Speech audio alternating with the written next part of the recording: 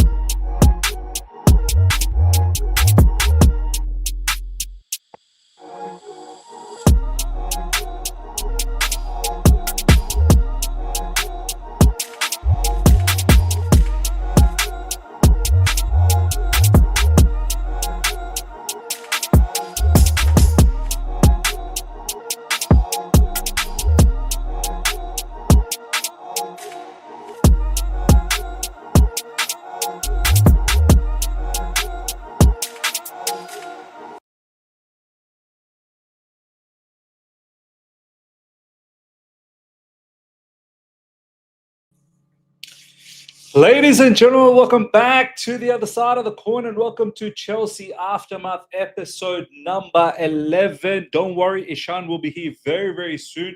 He's just running a little bit late. I thought I'll just kick things off with you guys. Don't want to wait, don't want to make you guys wait for too long. Do you know what I mean? Time is precious. And Chelsea Football Club, they're making sure that our time is nicely spent during the weekend, with a win. Thank you so much to Chelsea Football Club getting a nice little victory against Burnley. Not the greatest of performance, but sometimes you have to still grind out victories. And look, I know we do need to play better. Of course, we need to play better against Barcelona coming up midweek in the Champions League. Huge clash next up. And I know we need to play a lot better against Arsenal next weekend, which is turning out to be top of the table clash off the back of the calamities that took place during the weekend. Liverpool losing once again, ladies and gentlemen, to Nottingham Forest. Same Nottingham Forest. Football, I tell you what, man, it's all about confidence, man. It's all about confidence. It don't matter. It really doesn't matter who the opposition is. If you have the confidence to take them on, you can beat them. You can beat them. This is why I feel Chelsea Football Club, well, we are by default, on the hunt for this title. Whether we win it or not, probably most likely not going to win this, but we need to keep Arsenal as honest as possible. Liverpool, look at the shambolic situation. And as I said, it's such a confidence thing, football. Nottingham Forest, literally a few weeks ago, lost to us 3-0. Literally about a month ago, maybe, lost to us 3-0. I think it was off the back of last international break. And then that same Nottingham Forest has rocked up at Anfield and beaten Liverpool 3-0.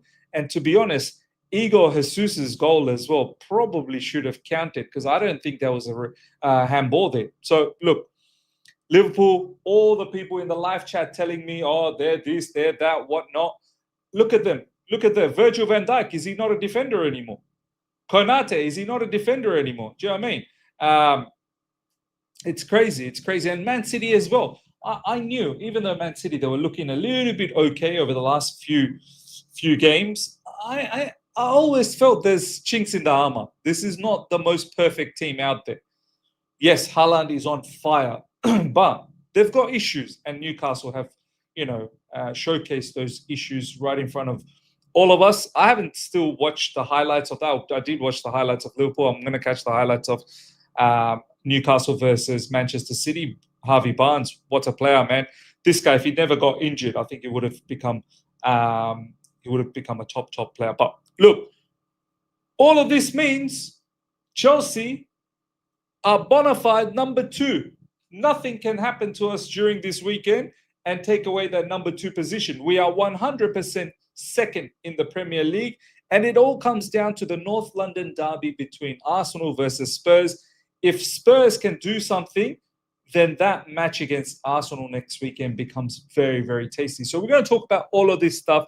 We'll talk about post-match reactions from Burnley. One player that we really want to talk about once Ishan's here, and we're going to delve deep into it, is Andrey Santos. Wow, what a performance, ladies and gentlemen, from Andrey Santos.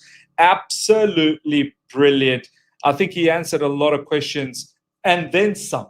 Do you know what I mean? Like, questions that weren't even there, he answered them as well. Like, if you thought, hey, I just remembered a question I'm going to ask. Nah, Santos has already answered that. He's already answered that. You don't need to ask that question. That's how well Andrey Santos has played against Burnley. And please, not for a second, I don't want anyone to downplay it that, oh, but it's Burnley, Miz, it's Burnley. Don't downplay nothing. It's a Premier League team. We're not... You have no room to downplay any of this stuff anymore, man.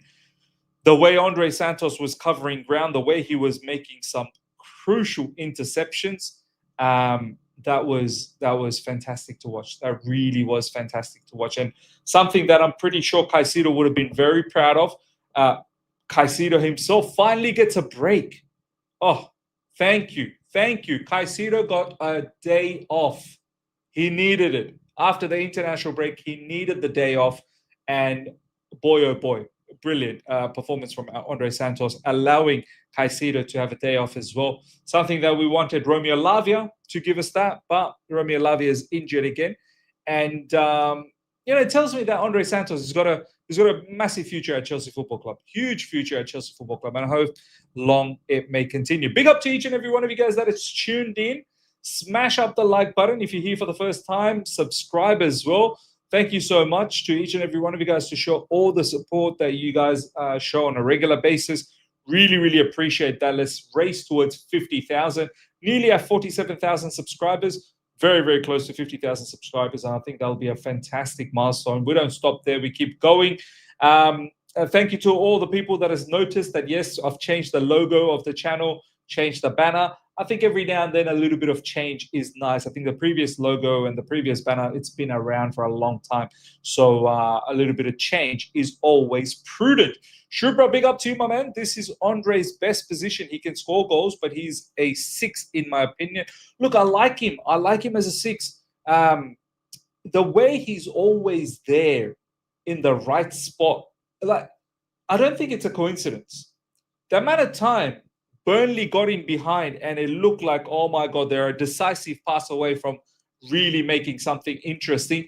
Boom, Andrey Santos is there making the interception. So it's not a coincidence that Andrey Santos is always there making those interceptions. He reads the game well. That's what it tells me. He really reads the game well. which is a testament to a very, very young player as well. Look, I don't mind him at times playing a little bit forward. I think he can play what Enzo Fernandez is doing. So I understand what Enzo Maresca said a while back, that he kind of sees Andrey Santos being the same mold of Enzo Fernandez. I see that because Andrey Santos up front has also shown me he's got the passing ability. He's already provided a couple of assists this season, and I know he can score goals. He's already scored one. When was it? In the Carabao Cup recently. So I know he can play both those positions really well. For the time being, Caicedo needs rest. He needs to fill in with Caicedo's position down the track. If Enzo Fernandez needs rest, I'm sure Andrey Santos can fill in there as well. Marvo, big up to you, my man. Santos was moving like Caicedo. Beautiful to watch, 100% beautiful to watch. Nicole, big up to you. This season is top experience and learning point for us to win the Premier League next season. Yeah, look, if someone was to tell me, Miz, we're going to utilize this season to learn and really understand what it takes to win the Premier League, and then next season we win it, I've got no problems with that. But I'm not throwing away this season. By learning, when you say it's an experience and learning point, I still want to be close proximity to Arsenal. I don't want to be 15, 20 points away from, because for me, then that's not learning. If I'm going to finish the season, let's say Arsenal wins. I hope they don't. But let's say, for argument's sake, they win. I want to be 5 to 10 points max. 5 to 10 points away. I don't want to be miles away, because for me, then, how can I expect to win next season? How can I expect to win next season if I'm that many points away? So for me, the points definitely matters a lot. Santos going to replace Enzo in the future? Perhaps he might. But for now, look, Enzo Fernandez is also a very, very good player. We're lucky to have a player like him. Look, I personally don't think he had a great outing yesterday. He did score the goal, provided some good passes, but there wasn't that many players that had a good game yesterday. Besides Andrey Santos and Cucurella and maybe Chalobah to a certain degree, for me, the standout is Andrey Santos and Cucurella. Andrey Santos ahead of everyone. Besides that, not many other players. Maybe Pedro Neto in the second half. Pedro Neto did pick up a lot in the second half. So, but I know Enzo Fernandez can do a lot better. I know he can do a lot better. Whether he becomes Santos, whether Santos takes over him in the future, yeah, perhaps he might. Prem Talk, big up to you, Miz. It's high time we respect our squad. It's high time. This brother is telling me it's high time. I have been respecting the squad. Brother, I get ridiculed on a daily basis in the live chat that, you talk about the squad too much. You hype up the squad too much. I'm probably one of the very few from the get-go who believed. Even out of all my friends that I have with Matisse, Eunice, Don, and all you can eat Chelsea, along with Don, I'm probably one of the very few, along with Don, who said the squad's there. The squad's there. I don't want to complain. Yes, there's flaws. Yes, there's things that we can do better and improve. But the squad's a good squad. It's got nice players. This is what I've been saying from the get-go. We should be competing. Well, a lot of you guys laugh, and you want to still laugh. I'm pretty sure a lot of you guys will still laugh in the live chat. But keep laughing. Hopefully next weekend when we play against Arsenal, I will deem that match as a must not lose. Because if we win, fantastic. And I'm going to go for the win. I'm going to hype up that game so much. I'm going for the win. But we cannot lose that game. I don't think draw is the end of the world against Arsenal next weekend. But we just can't lose. If we don't lose, we're in the game. Yes, we may not have the best squad, but the squad is an effective one to handle any game of the league. 100% I agree with that. 100% agree with that. Mohammed Ibrahim, big up my man. Miss salam. Wa alaikum assalam. Santos is better than the coach singer Enzo Fernandez. I see what you did. Yeah, fair enough. Look, let's not disrespect Enzo Fernandez by appreciating Santos. this is not. Enzo Fernandez has done a lot of stuff for us. Let's not disrespect that. Let's not disregard that. Andrey Santos could potentially become a far better player than Enzo Fernandez could. But right now, let's appreciate both. It's not the same situation. Like, I want to do a video down the track. And in fact, we're going to talk about it here as well once Ishan's here in more detail. Like, for example, the comparison between Guiu and Liam Delap, like that you can compare. I love Liam Delap, man. I think he's going to be a success at Chelsea Football Club. I truly like his skill set, what he brings. Right now, obviously, it's not clicking into gears, but we have to also understand he's been away from football quite a lot. He was injured. He's only just recently returned back. But I need a lot more from Liam Delap.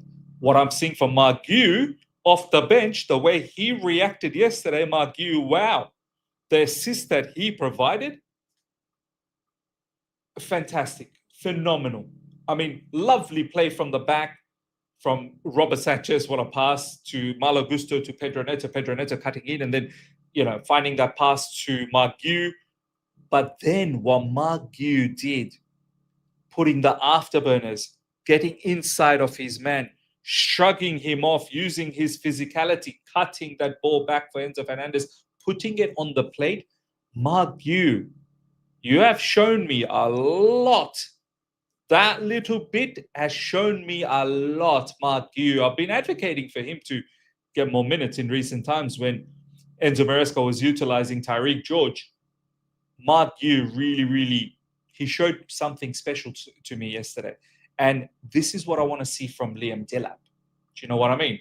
Delap, you need to be careful. If Guiu's about to produce those sort of moments, that's going to be a bit of a problem for you, Liam Delap. So hopefully, Liam Delap can be a lot effective down the track, and I'm sure he will be. I'm absolutely sure he will be. Unlisted, big up my man. Enzo has that superstar aura. Santos will take a while to reach that status, and that's fine. There's no rush. Andrey Santos seems like he's a team player. He knows he's going to get minutes. 100% he will get minutes. Like, I won't even be surprised if against Barcelona we go with a midfield of all Andrey Santos, Enzo Fernandez, and Moses Caicedo for a little bit more control. I won't be surprised one bit. And then we've got Arsenal coming up. So Andrey Santos knows he's obviously going to act as a backup to Caicedo for the time being. And he can be a backup to Enzo Fernandez as well. But down the track, I'm pretty sure Santos will take over. He will get minutes. There's plenty of minutes to be given. Waka, big up to him. I'm unsure about Kittens. Can't wait for Cuenta, Kendry Paez, and Amiga. My man, look, you can't wait for Kendry Paez. Kendry Paez, I think last time I saw, I don't know if he features that often for Strasbourg anymore. I think he's struggling a little bit. So calm yourself down. Amiga, okay, yes, he's shown bits and pieces, but the one striker that I'm probably more excited about at Strasbourg is probably, what's his name? Pincinelli or whatever his name is. What is that? Pincinelli, Pacanelli, but you know what I'm talking about, the Argentinian. I don't know the name exactly, but I'm probably more focused on him. And Cuenta, obviously, yes, he's going to be a hit. Look, Gittins, he frustrated me a lot yesterday, man.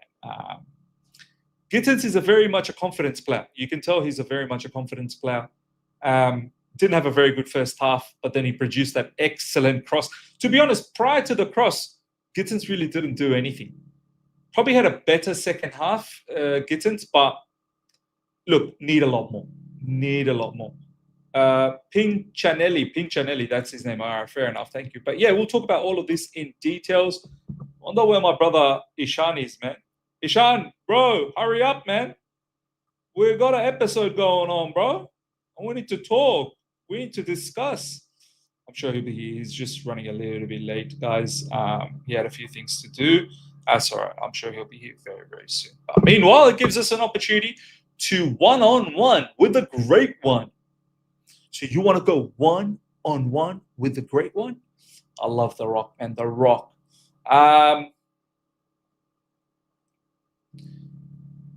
At the three, you guys, some of you guys got some mad like names, man. Just that, whatever happened to like simple names like Mark, Ben, Jacobs, Ben Jacobs.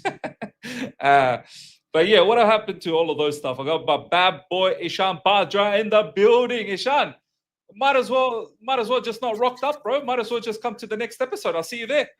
Oh man.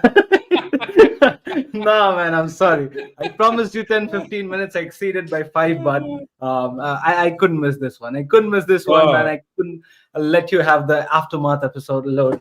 But yeah, let's get on, man. Come on, bro. Let's talk. First of all, brother, 3 points away from Arsenal. Hey, Arsenal got a match coming up. Are people laughing at me now, Ishan? Are they laughing at me? Manchester City dropping points. Liverpool, see you later. We'll see you next season, Liverpool. Take it easy. Have a nice, safe flight wherever you're going.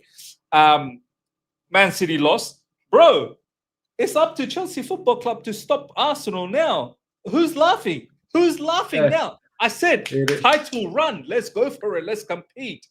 I mean, Ishan, how you doing, bro? It is all in our hands. We got a bigger fish to fry. Nah, man, I'm doing absolutely great. We're back after a long, boring international break, and things were a bit nervous at the beginning because it's never good to have a first Chelsea game early kickoff after an international break. It doesn't turn out to be good every single time, and this time around, and that too against Burnley, right?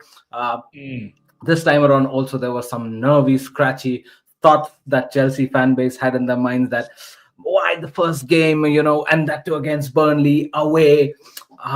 But yeah, I think so.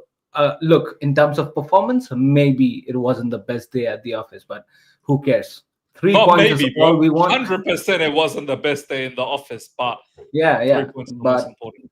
That's what we want, miss. That's what we want.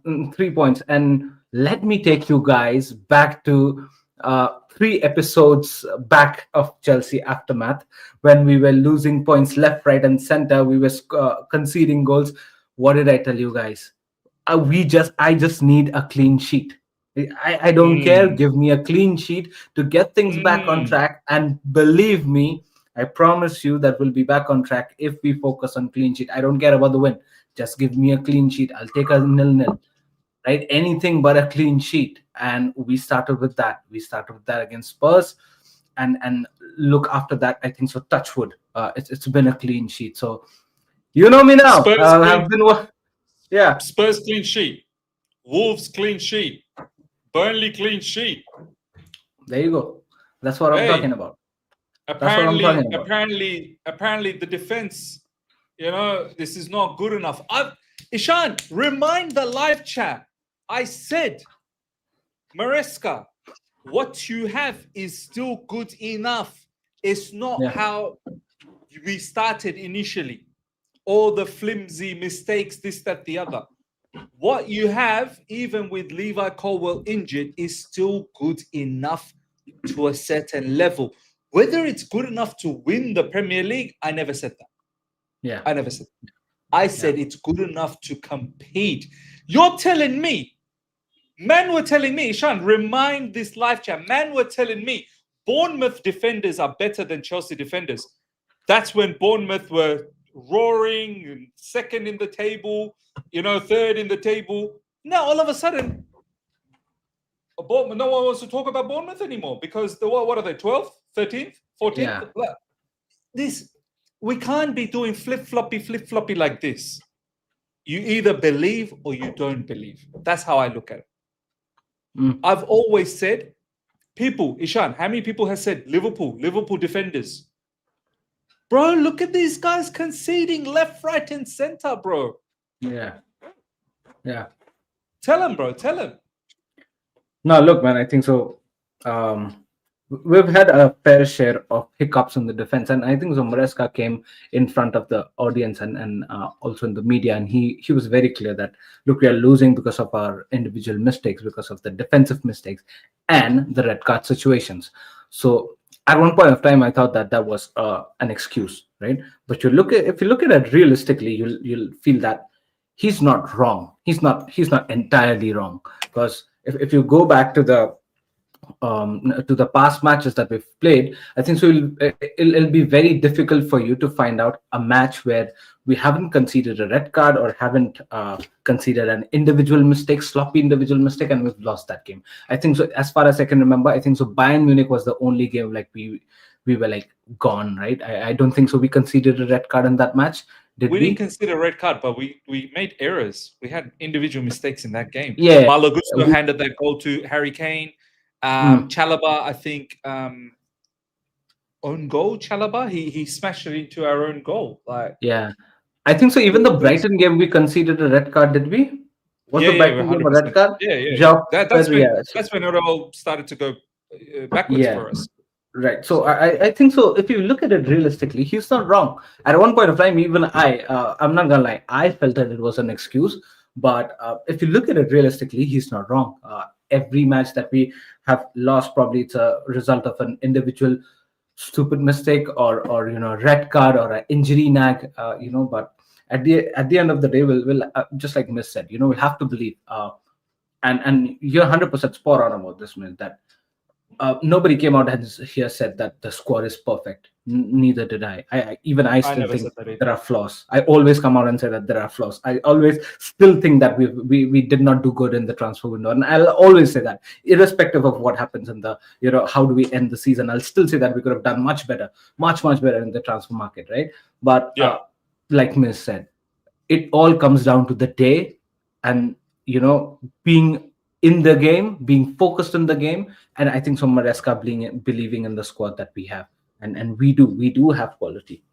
We do, if we play like the synchronization that the guys possess in themselves, if they just switch it in that given day, I think so we can beat anybody. And like I told you, Miss, it's more about getting the confidence back. And we were just losing that confidence game in, game out, with those sloppy, erratic red cards, erratic fouls, stupid, mistakes at the back line, which costed us a hell of a lot of times. We were handing the opposition wins, bro. We were handing them.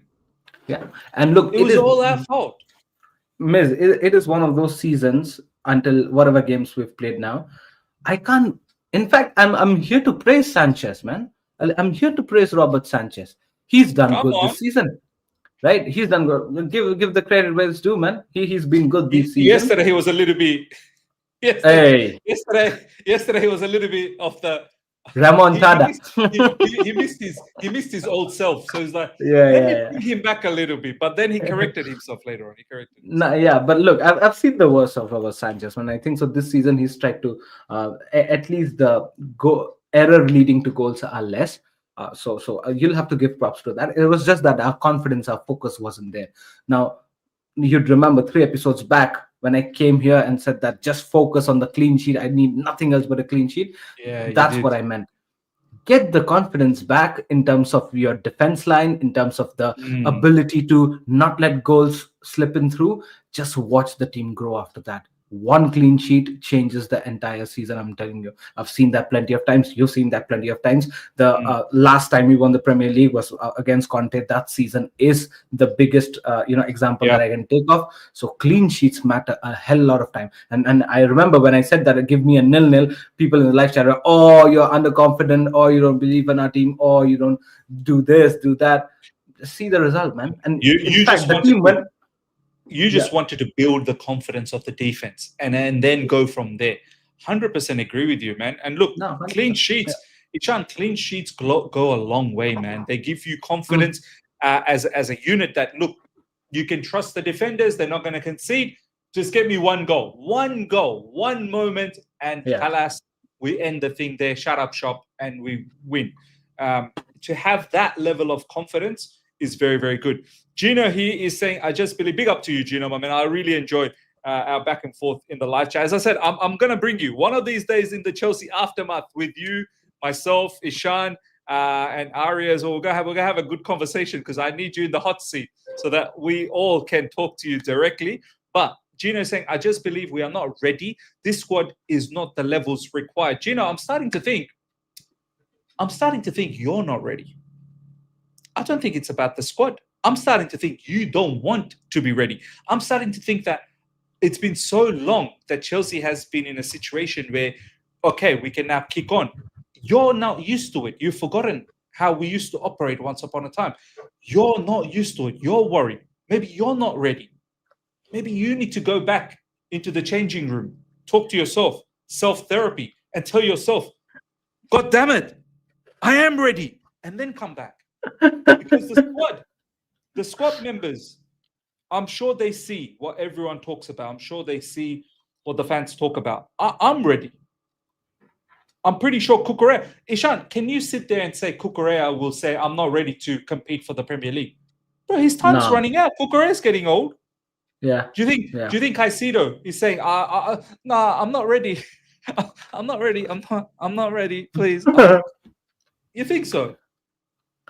But these players, their time's running out, man. They want to be ready. They are ready.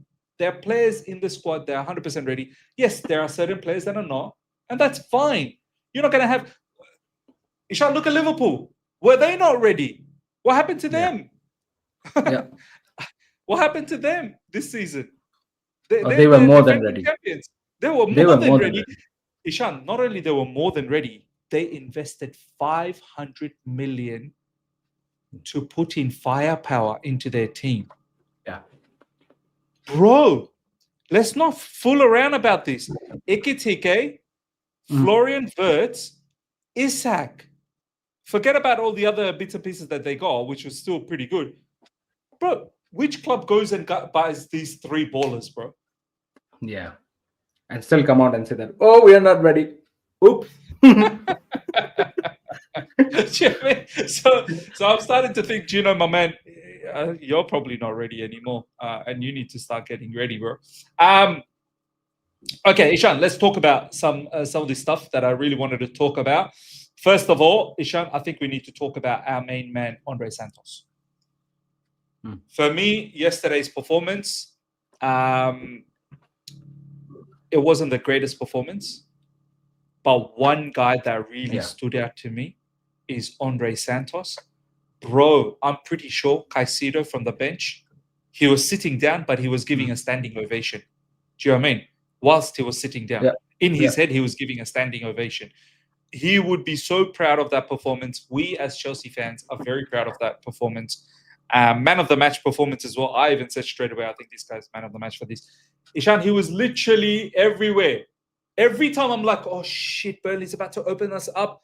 Oh, the pass comes in. Andrey Santos, the interception. And he's done that multiple times in that game. Tackles, covering ground, making sure he's press resistant, helping out with the build-up. Bro, what a fantastic performance from Andrey Santos, right? No, 100%, man. I think so. Andrey Santos, or probably the way I should say that, Maresca is, I think so. I'm getting it this in this perspective that Maresca is trying to shape him to be a deputy to Moise Caicedo. I think so. That's what I'm getting a feeling of. Because initially, when he started, you remember that he used to take the attacking space more comparatively to the number 6 or number 8. The last match that you see, or pick up the last 3 performances of Andrey Santos, he's been more of a 6 or a 8 for our team, and he's done that exceptionally well. He's evolving as an out-and-out box-to-box player, and I really enjoy that.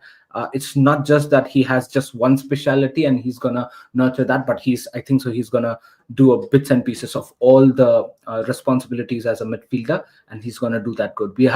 Initially I did not see much of the interceptions, the ball retentions, and the defensive duties of in the midfield from the Andrey Santos game that we've seen in the initial time. But from the last 3 performances of Andrey Santos, I've seen him be more into that position, and I think so the team needs him to be more of a deputy to Moise Caicedo rather than be a deputy of Cole Palmer. I think so he's tried that as well. In the initial times, you would remember, Miss, that Cole Palmer was out and out injured, and there was Andrey Santos who played in the number 10 or maybe the attacking 8 position, which I think so Maresca did not envy much, right? So maybe he's coming out and saying that, you know what, Laviat's out and out injured, and he's always injured. Esugo, nothing concrete there as well. So definitely Caicedo needs a good backup, and Andrey Santos has that gut in him, to play as a proper box to box number 8, or probably a good double six pair alongside Enzo Fernandez as well. So I would be very happy, and not just that, Miz. I think so. The ability of Andrey Santos to go bomb up and be lethal in the attacking forefront is also there. He's going to unlock that in his game as well, and just believe me when I say that this guy has been progressing really well.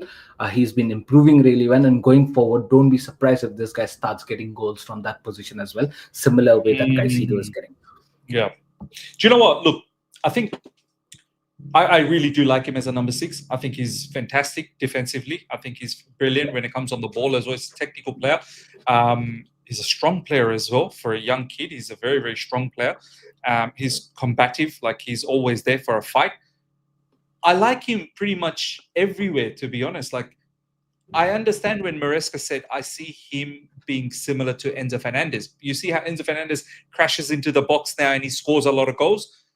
I'm pretty sure Andrey Santos can do similar role. There's no doubts about that. Andrey Santos has got the passing ability and the scoring ability as well. But yes, he can definitely be a Moses Caicedo backup as well. I think right now, Ishan, I think he's become a Moses Caicedo backup by default. Lavia is injured. Esugo's injured. So by default, he's become Moses Caicedo's backup because there's no other backup, right? Yeah. But I feel like he's going to be a backup for Caicedo and Enzo Fernandez. And in fact, at times, I don't be surprised, Ishan, if you see all 3 play against Barcelona. Don't be surprised if Santos, Enzo Fernandez, and Caicedo, all 3 play against Barcelona, because Barcelona, obviously, they like to keep the ball. They like to keep the control. If we want to dominate their midfield as well, we might add another player, and it might be a fantastic midfield battle. Who knows? I can't wait for that game. But look, Andrey Santos, for me, Ishan, the bottom line is he's here to stay at Chelsea Football Club. He's going to be a long-time Chelsea player. And it's good feeling that if and when Caicedo is not available, there's a very, very good player that can do that job. It's a very good feeling to have from that perspective. And do you know what? He's another one of those characters like Esteval Willian. I feel like Andrey Santos, very down to earth, very humble, not really interested to create a lot of chaos outside of football, get a lot of attention from media, works hard, concentrates on the football. Very humble guy, seems like, outside of football. I love this kind of characters, man. And I think these are really, really good characters to build at Chelsea Football Club, and they can become role model down the track for us, for future players. Do you know what I mean? No, 100%. He also shows me one very important character, which is learn from his mistakes. Because I've seen him right at the beginning of this season and since his career at Chelsea, right? There's one thing that it's not like he's flawless and he looks very pleasing and he looks like a 10 on 10 right from get-go, just like Esteval. He's got flaws. He's shown that as well in a few of the games. And it seems like, it's more like he learns from those mistakes. He knows that, the areas that he needs to work upon, his positioning. Every game that he steps on, it feels that he's added something more in his game. That's what I felt like, right? He's always learning and always improving. And it's quite obvious because you're coming from a different league, from different country, and adjusting to the pace of the game, to the pace of the league, the chemistry and the synchronization between the teammates. Everything is different, right? So it'll naturally take a hell lot of time to understand. But him being such a youngster and a potential star for us in the going future, I think so. Every time he steps on, his positioning gets better, his awareness gets better.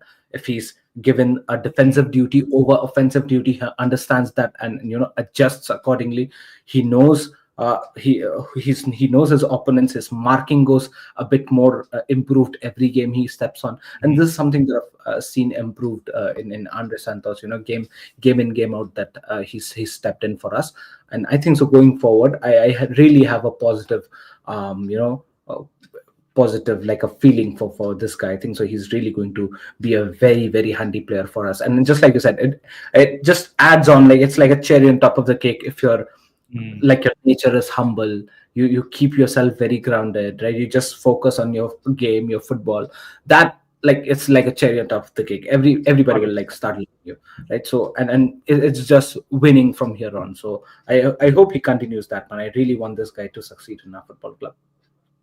100%. I love how you said it's like every time you see him, he's improved than the last time. It's like every single time he comes on, he's added more to his game, which is brilliant. You can just imagine he's a young player. I believe he's what, 21 maybe? Right. Age, live chat, let me know what his age is. I don't think he's like someone who's 22, 23. He's a youngster.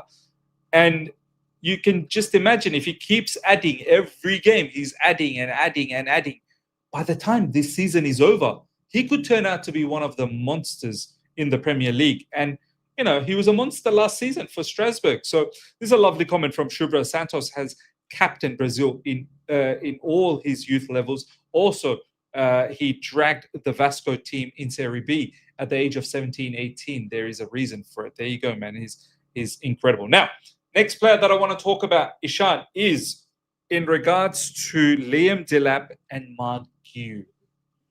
Ishan, Mark Guiu, look, I've been advocating for Mark Guiu quite a bit in recent times because I get annoyed when I see Enzo Maresca utilizing Tariq George in the striker position. I'm like, you got Mark Guiu, but look, I understand Tariq George is a good striker of the ball, so I get that. But Mark Guiu is the out-and-out striker, right? Yeah. Mark Guiu, Ishan, he showed me something which has earned a lot of respect from me. He showed me that there is genuinely a lot of quality in this player. The way he received the ball from Pedro Neto's pass, then he squared up to that, I think his name is Twanzebe, went behind him, put the afterburners, beat him by pace. Then he had the footballing IQ to come, to be more. Because if you keep running on the sides, it's easy for Twanzebe to defend that because you're going to drive. But when you come inside of Twanzebe, then Twanzebe is now in a bit of a predicament. He's either going to have to foul you or he's going to have to, because you're in front of him, right? The way he was also using his physicality as well with Twanzebe all the way through whilst dribbling with the ball and then cutting the ball back. So once again, footballing IQ to make sure to cut. He didn't just take a stupid shot from that angle. He thought, you know what? What's the probability? I need to make sense.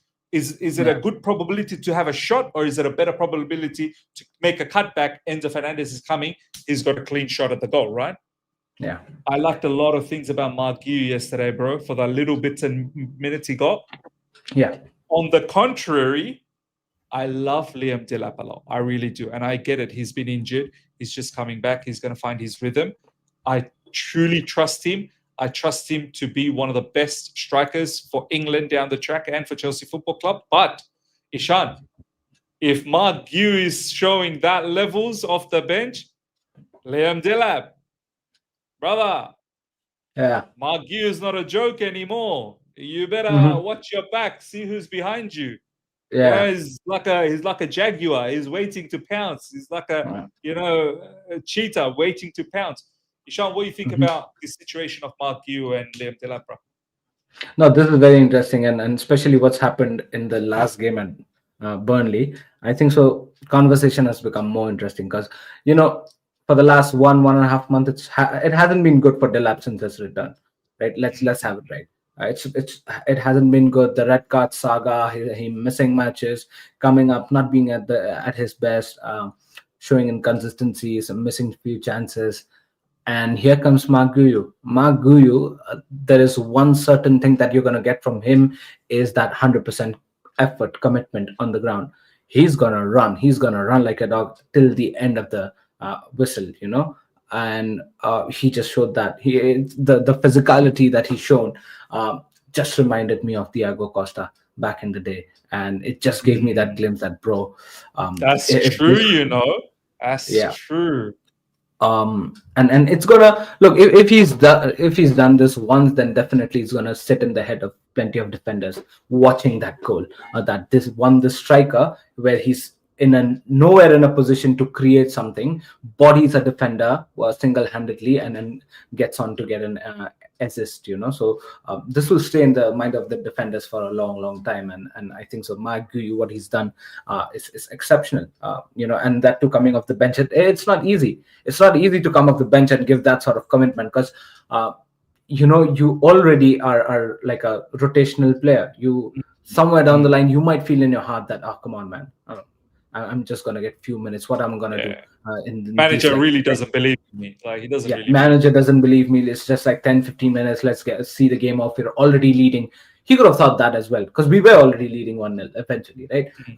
And he's like, all right, when I get my start, and probably in the cup games or maybe in the easier games, I'll show them. He could have thought that, but no. He came up and he really gave it to the defenders, and the way he created, and not just that goal, Mister. If you see his effort, his off the ball effort, that is also really impressive. The way he runs, the pressing is good. His pressing has always been good, Miss. I think so. Right from day one, I've seen.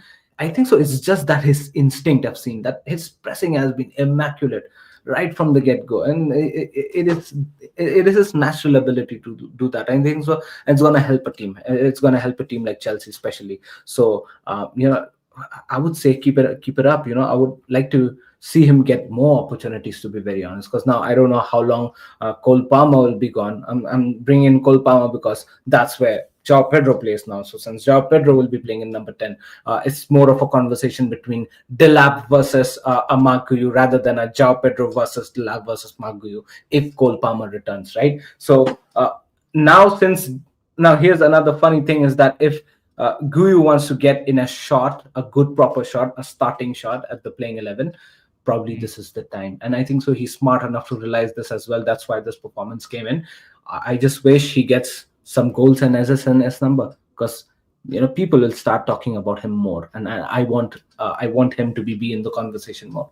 Once he gets more goals and assists, bro, Delap, you gotta watch your back seriously, because the Jaguar is about to bounce. Bro, if Guiu continues in this manner and he keeps performing, Delap, this is good situation. It's good for Delap. I mean, Ishan, what's your true thoughts on Delap, bro? Like, how do you feel about Delap? Bro, look, I'll be very honest with you, and we've seen this through. We've been this through right since the day we've signed Delap. My take. I know he's a good striker, a quality striker as well, and a good prospect for the future. But I was never happy with the signing. Right now, since we've signed him, I'll have to back him, because he's our player. He's a Chelsea player, and we'll have to back him. Right? He's shown some very good performances right in the beginning of it. And that injury came in, he went out, he came back, and he started becoming erratic, and that's where my problem is. I don't mind the performance going low and high. That's what João Pedro is doing as well. But I'm kind of cool with him, because he's shown his talent, he's shown his ability, but at least we know that he's having a downfall moment, and probably he might pick it up, or there might be games that he might be good, better, best. But when it comes to Delap, he's shown some erratic signs that has really pissed me off. The red card saga. And not just that, but previously something happened as well. So that has, I think, so took a chunk out of my head that, bro, this guy, is he actually dependable or not? Now, the only thing that can get him back to the like the consistent ways is to give me good goals and assists time and time again. Like, Miz, you're a striker, right? If being a striker, I don't want those, what they say, last pass or the pre-assist or the key passes. I want none of that, because that's the work of the midfielders and the wingers. You want goals? I want goals, man. I want goals, right? And that's exactly what I said with Guiu as well. Wonderful performance. He got an assist, right?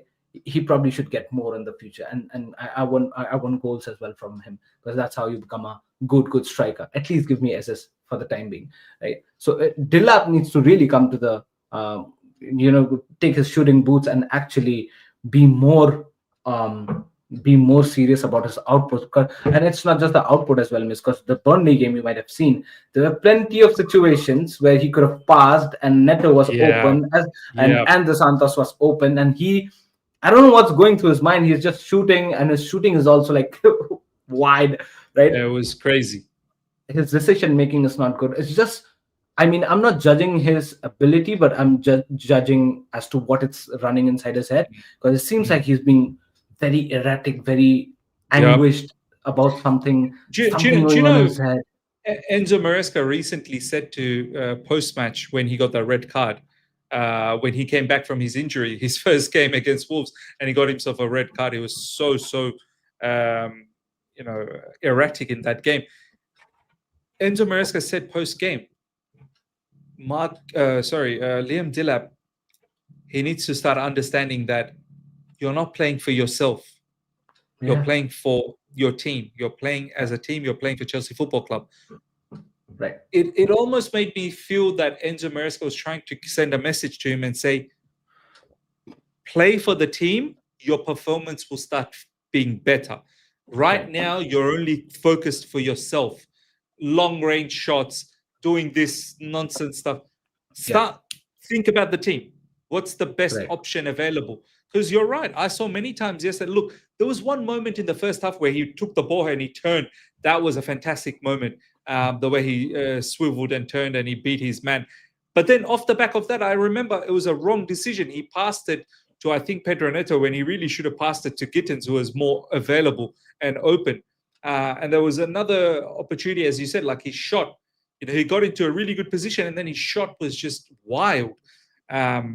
But I'm hoping that all of these will come through. Maybe there's a little bit of adaptation time that's happening. But yeah, Mark Guiu right now is on the lookout. He's definitely on the lookout. And look, Mark Guiu took a little bit of time as well, Ishan, right? Like when he was recalled back from Sunderland, he wasn't playing straight away. And Enzo Maresca said something about Mark Guiu as well, that he wasn't training the way I wanted him to train. So maybe all of that has changed for Mark Guiu as well. So it's going to take a little bit of time, which is fine. We're all there to give time. Now, Ishan, let's talk about the next bit of talk. Pedro Neto. Fan base always wants to talk down on Pedro Neto, Ishan. I've seen it in the live chat. I like him.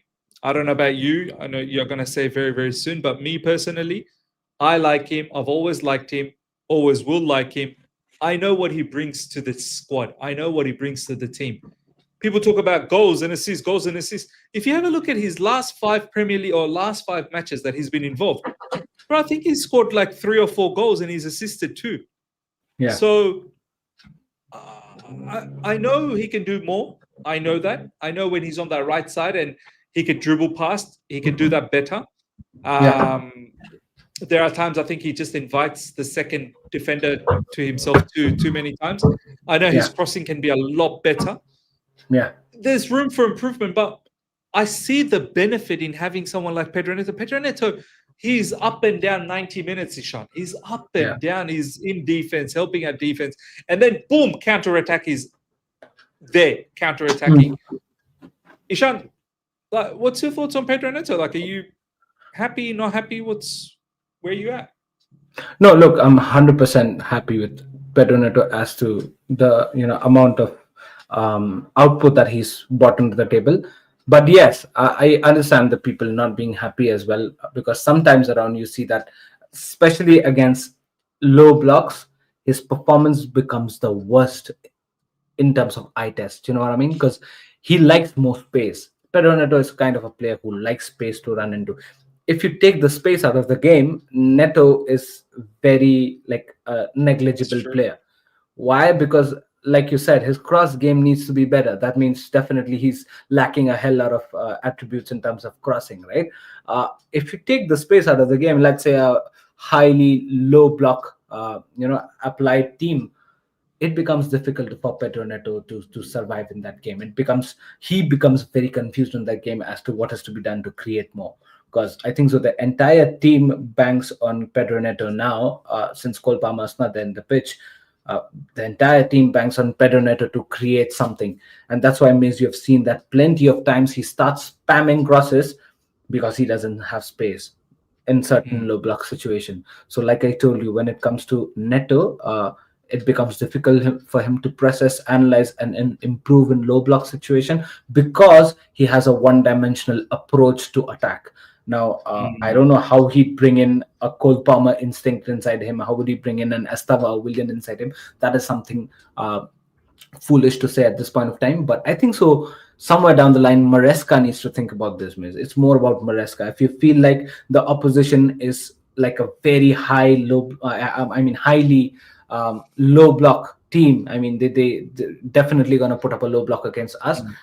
Maybe we can give Pedro Neto a rest in that game, and instead of making him look like a fool in that game trying to spam crosses, which doesn't feel good most of the times. Probably we can go with an Estava or Willian. Probably we can go with the other options as well, right? So maybe it's more of the Maresca thing, because you cannot look. Pedro Neto possesses a game style which is highly effective as a counter-attacking gameplay.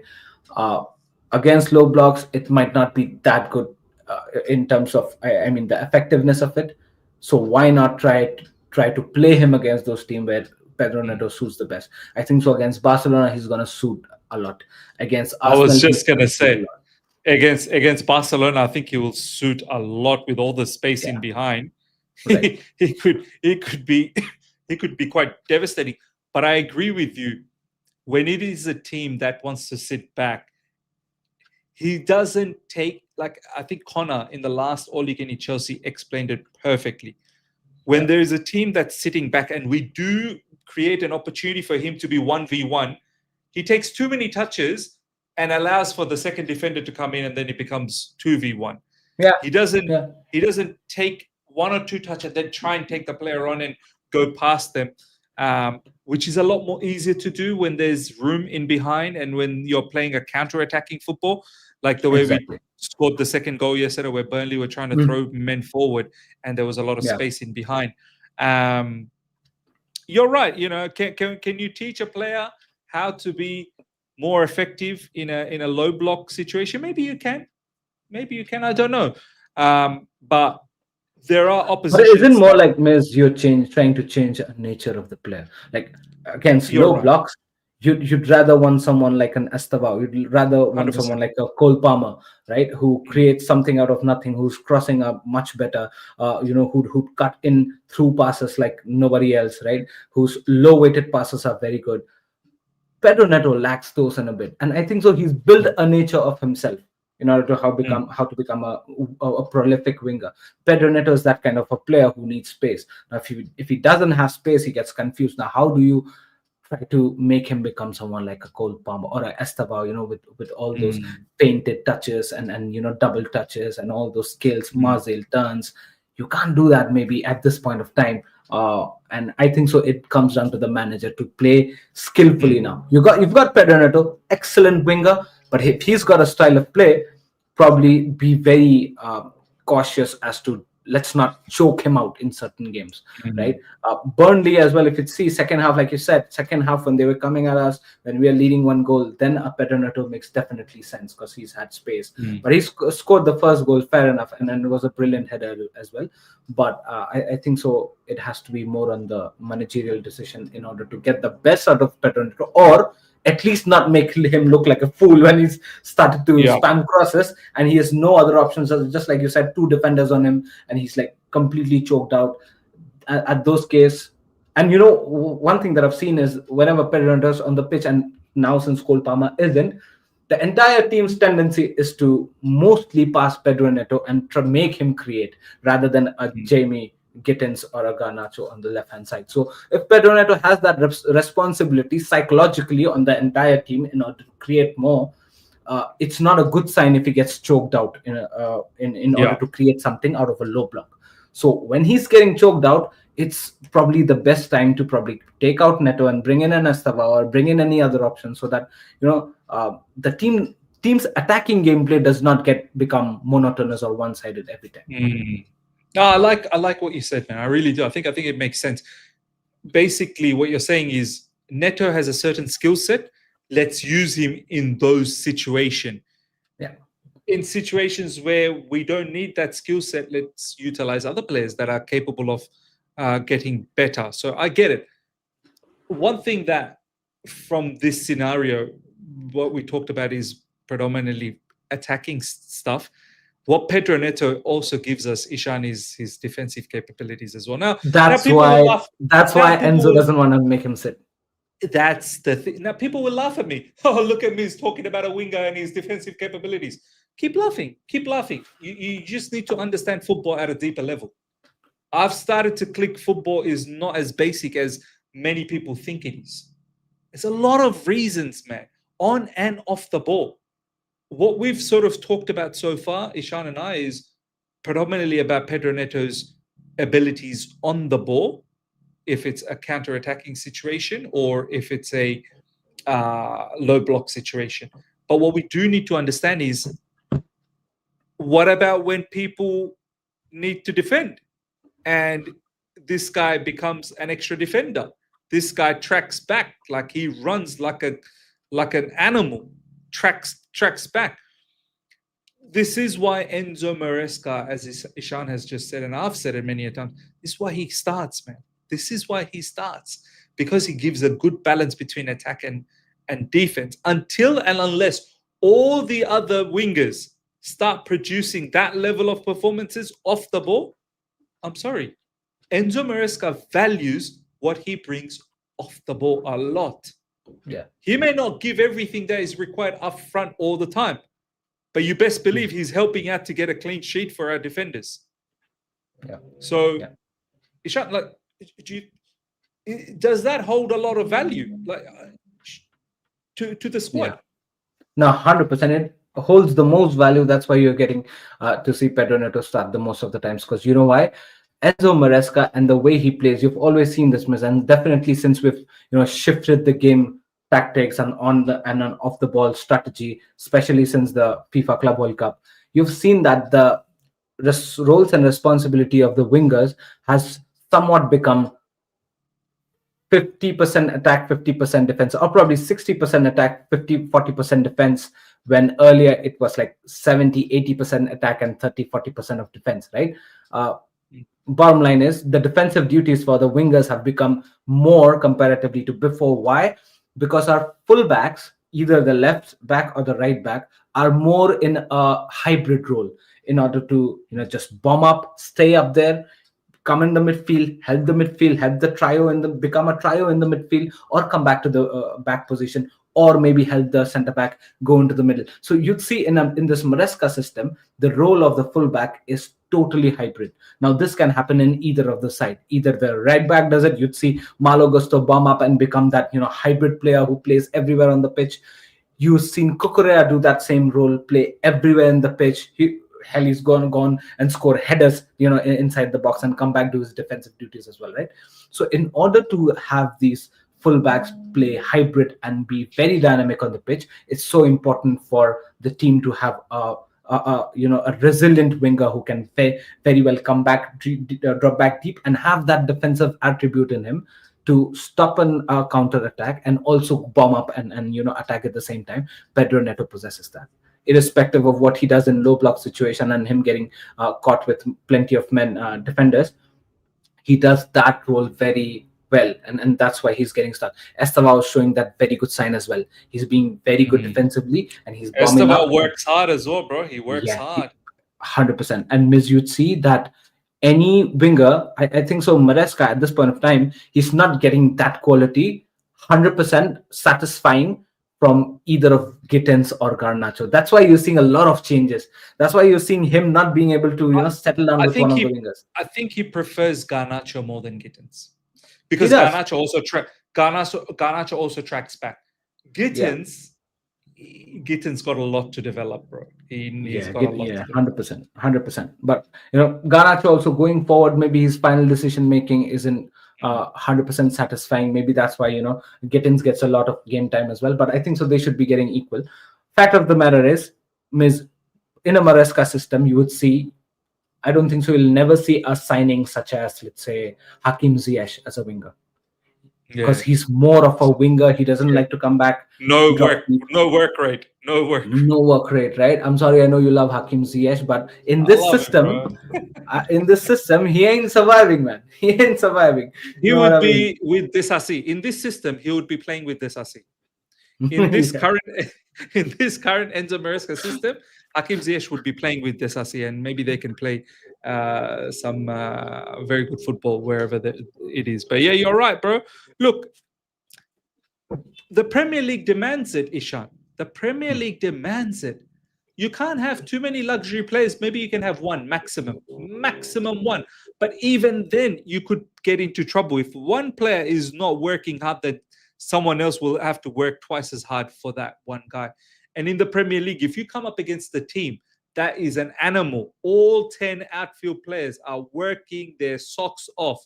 Bro, I'm telling you, you're losing. If in the Premier League, I've noticed, Ishan, it's not all just about talent, It's actually about hunger and desire and how much more you want it. Look at Nottingham Forest, bro. Nottingham Forest, about a month ago, they couldn't catch a win, bro. Yeah. They were in disarray. Yeah. Fast forward 1 month later, Sean Dyche football. Now they're beating Liverpool at Anfield. 3-0. 3-0. Wow. Do you Crazy, see man. what I'm trying to say, bro? Like, Yeah. this league is very unforgiving, bro. It doesn't take anyone like, for just what. Oh, you're Chelsea Football Club. Sorry, I'm gonna kneel down now. I'm gonna bow to you. No, bow to no one. Do you know what I mean? Like, You'll have anyone to can be get. very special in order to win a league. And especially this time around, in the last 5-10 years, that is 10 is too long, but at least in 5, 7, 8 years, you've seen, you'll have to be very special to win a league. It's not going to be easy. Teams like Bournemouth come up and like piss you off. You know what I mean? Bournemouth is a team who beats like every team. Bro, Crystal Palace is no joke, Bro, none of the teams are a joke, Miz. None of the teams are a joke. Anybody can beat any team. That's the Premier League. You come out there, doesn't matter whom you play. If you snooze for a minute, you're gone. You're gone. Hey, you want to take a quick nap? Yeah, that nap might be fatal. Yeah. That nap will make sure you are done in that game. So, you're right, brother. You're absolutely right. Anyone can beat anyone, and every game needs to be taken seriously. This is what I said before the Burnley game, that, hey, lock in. Players need to now lock in, focus, lock in every game 120%, 150% even. So now, Ishan, look, we're going to slowly wrap things up. Before we go, how's your feeling towards Barcelona game and the Arsenal game that's coming up in the Premier League? 2 big games coming up for us. You know what? I'll talk about the Barcelona game first. I think so. Maresca has been very smart and cunning when it comes to teams who like to play high line. You've seen this against Liverpool. You've seen this against PSG at the Club World Cup final. Yes, Bayern have outputted us, and I'm really gutted about that. We could have done much better, but yeah, I think so. Maresca can do it. I believe in our team. Look, Barcelona, don't get me wrong, because we know this, we've seen it through. If we score 3, they are capable of scoring 4, 5, right? So let's be prepared about that. 100%. But I think so we're going to score, and if we score, and this is where my point comes, the confidence that we built up, keeping 3, 4 clean sheets in a row, let's take that to the Barcelona game. Let's just aim to keep a clean sheet, and I definitely believe my team to score 1 or 2 minimum. I know we can do that. And if we do that, it's our day. It's our day. Look, I'm not trying to, let's say, butter a conversation here, but I'm just talking sense. The 3 clean sheets, we've got that confidence. Just take that confidence to the Barcelona game. It's the Stamford Bridge game. No pressure. It's the home crowd. Keep a clean sheet. That's what I'm saying. Do not concede. If you don't concede, it's either a draw or a win. And I'm saying we're 100% capable to at least fire in 1 goal. And if we do that, it's a W. I'm not going to say it's easy, but I say it's possible. Right? So Barcelona game, I'm really looking forward to it. Ishan, also see what's the level. One thing's for certainty, we will get chances. Barcelona will definitely give us chances. That's what I'm saying. Chances.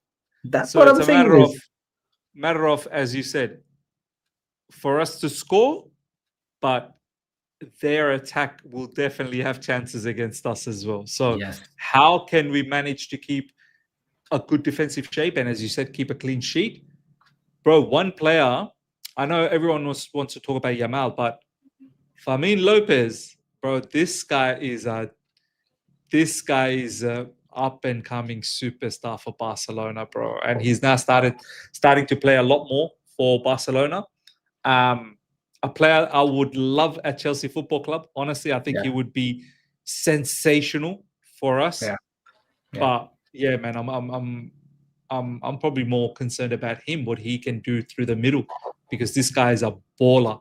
And Arsenal, how you feel about Arsenal, bro? Bro, Arsenal, man. Look, I've seen all that excited review of yours, yeah. I've seen all that excited review of yours, and I think so, I'm with you on this page, man. Ideally, what used to happen is when you're like overexcited, I'm like, no, man, miss, calm down, calma, man, calma. I'm a bit conserved, right? This is how it happens between me and you. You're always confident, and I'm always underconfident, and that turns out us to win. So every final we've gone through, it's been like that. Champions League 2021 finals, Club World Cup, Super Cup, the earlier Club World Cup, every single time, Miz is like 100%, hey, we gotta kill it. I'm like, no, man, Miz, calma, man, calma. But at this time around as well, look, Miz, the reality is this Tottenham Arsenal game is very important. Somehow, some way, if they lose points, Oh, and we go ahead and beat them, you see where I'm going with, yeah? We I see, know where you're going with it, bro. And I bro, want you to go with it. all the laurels that these men are having, best team in last 10 years and 5 years, and they're gonna beat the Chelsea 05-06 record. All is gonna go in vain. I'm here to watch it, and it's the distance is not just there. I mean, the distance is very close. It's just about them playing bad in a game and us beating them. Is that's just it takes, to get ahead and become number one in the table. Cross them already. I'm all here for it, man. It's gonna be an exciting run for the Premier League from now on. It's gonna be difficult though, because you know why?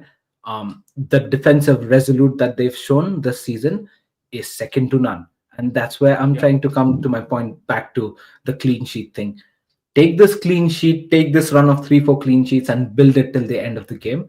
You know what? You're going to see us in the top of the league if we maintain that. If not, then it's going to be difficult. But at par, I think so. We've done a very good job to reach to the table that where we are. I know the teams that who should have won, they've lost, like such as Man City, Liverpool, but it gives us a chance to go neck to neck with the table toppers. And I think so we can go forward, man. No, I agree, man. I agree. If Arsenal drop points today against Spurs, that tabletop clash next weekend becomes so exciting. But obviously, we've got Barcelona in between. We need to focus on that. Ladies and gentlemen, that brings us to the end of this show, this episode of Chelsea Aftermath, episode number 11. Lovely victory after the Burnley, match. Lovely victory in the sense that 3 points is what that matters the most. And of course, all the other bits and pieces that we talked about. I think it was prudent that we touch base on that. Ladies and gentlemen, make sure you guys smash up the like button before you leave. If you're here for the first time, subscribe to Ishan as well, guys. Give him all the love. Ishan is now, like, honestly, Ishan always talks about my growth in YouTube, and I know a lot of you guys. I've literally started to see the growth in Ishan. Ishan now is a bona fide content. Like, back in the days, I remember Ishan would just talk about everything and anything. Like, do you know what I mean? Random, everything and anything you talk about. He's just excited. Now this guy's a podcast specialist, man. Like, he's upped his game many levels. So big up to Ishan. Thank you, man. Learning from the best. Learning from you, man. 100% Ishan, bro. I love chatting with you, bro. I've always have, but now you've gone to a different level, man. And I hope people in the live chat can see that. Make sure you subscribe to Ishan as well. Subscribe to me, and we shall see you guys. We'll see. I actually want to have the All You Can Eat Chelsea episode after the Barcelona game, which means that Chelsea Aftermath might have to be the day after that. But if it's not that case, then Chelsea Aftermath will happen on the regular thing after the post the next day of the match. But we'll see what happens. But yeah, until next time, everyone, take care and see you later. Bye.